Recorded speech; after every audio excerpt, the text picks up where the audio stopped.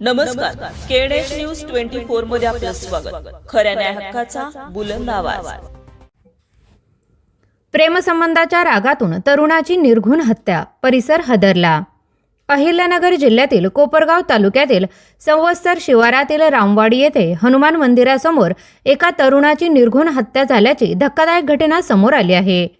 या घटनेमुळे संपूर्ण परिसरात भीतीचे आणि संतापाचे वातावरण निर्माण झाले आहे.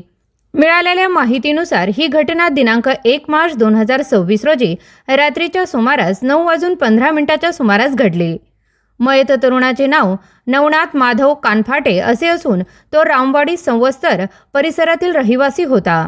पोलीस तपासात समोर आलेल्या माहितीनुसार मयत नवनाथ याचे आरोपीच्या बहिणीसोबत प्रेमसंबंध असल्याचा संशय आरोपींना होता. याच कारणावरून गेल्या 4 ते 5 दिवसांपासून आरोपीकडून त्याला वारंवार धमक्या दिल्या जात होत्या.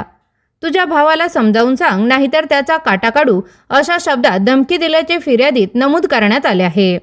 घटनेच्या दिवशी आरोपींनी पूर्वनियोजित कट रचून नवनाथ याला फोन करून हनुमान मंदिराजवळ बोलावून घेतले. तेथे तू आमच्या बहिणीच्या गावाला का जातोस असा जाब विचारत त्यांच्यात वाद झाला. या वादाचे पुढे जोरदार मारहाणीत रूपांतर झाले. यानंतर आरोपींनी संगनमत करून लोखंडी कत्ती, विटा आणि दगडाच्या साह्याने नवनाथवर जबर हल्ला केला. डोक्यावर व हातावर गंभीर प्रहार करण्यात आल्याने नवनाथ याचा जागीच मृत्यू झाला.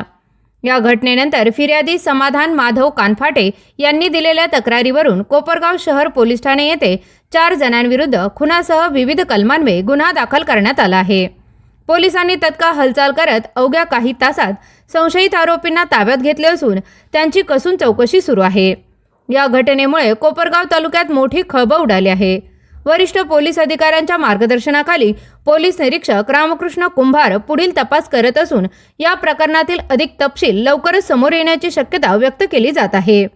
दरम्यान प्रेमसंबंधाच्या संशयातून झालेल्या या थरारक हत्याकांडामुळे परिसर हादरला असून नागरिकांमध्ये भीतीचे वातावरण आहे.